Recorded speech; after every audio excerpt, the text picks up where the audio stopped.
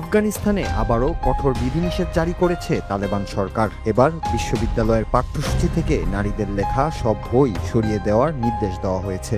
শুধু তাই নয়, মানবাধিকার ও যৌন হয়রানি নিয়ে পড়াশোনাও পুরোপুরি নিষিদ্ধ করা হয়েছে। তালেবান দাবি করছে এসব বিষয় তাদের শরিয়া ব্যাখ্যা ও নীতির সঙ্গে সাংঘর্ষিক। নতুন নির্দেশিকায় মোট ৬৮০টি বই নিষিদ্ধ করা হয়েছে, যার মধ্যে প্রায় ১৪০টি নারীদের লেখা।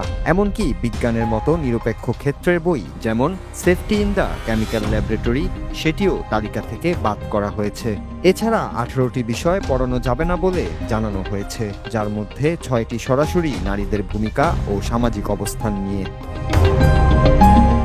বিশ্ববিদ্যালয়গুলোর শিক্ষকরা বলছেন, এই সিদ্ধান্ত আফগান উচ্চশিক্ষায় এক বিশাল শূন্যতা তৈরি করবে।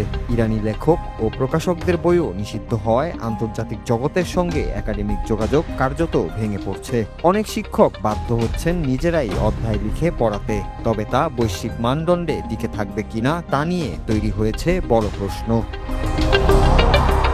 তালেবান ক্ষমতায় ফেরার পর থেকেই নারীদের ওপর একের পর এক বিধিনিষেধ চাপানো হচ্ছে। ষষ্ঠ শ্রেণীর পর তাদের শিক্ষাগ্রহণ নিষিদ্ধ করা হয়েছে, ধাত্রীবিদ্যা কোর্সও বন্ধ করা হয়েছে। এবার সরাসরি নারীদের লেখা বই ও নারী বিষয়ক শিক্ষা মুছে ফেলা হলো। সমালোচকদের মতে এটি তালেবানের নারী বিদ্বেষী নীতির আরেকটি প্রকাশ, যেখানে শুধু নারীদের শিক্ষা নয়, তাদের চিন্তাভাবনা ও লেখালেখিকেও দমন করা হচ্ছে।